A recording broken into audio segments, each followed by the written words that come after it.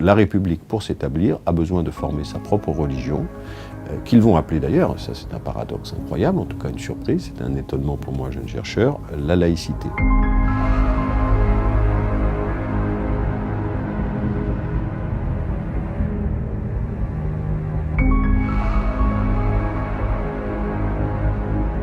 Voici une image extrêmement symbolique et explicite quant à la profonde nature de la franc-maçonnerie et de la Révolution dite française.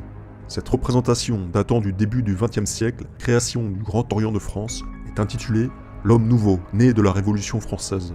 Nous y voyons un homme se tenant debout sous la devise du Grand Orient, liberté, égalité, fraternité, devenue, in fine, devise de la République. L'homme est évidemment un maçon, un franc-maçon, avec pour seul vêtement un tablier maçonnique couvrant l'innommable culte phallique.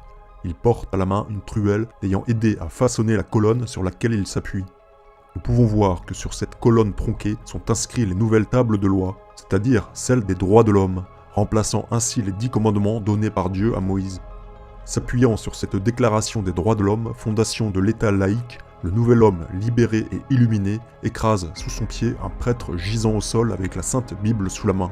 Nous voyons également, éparpillés au sol, tiers papales et mitres des évêques, mais aussi les couronnes des monarques chrétiens, symboliquement poignardés par l'homme nouveau luciférien, adepte du non serviam.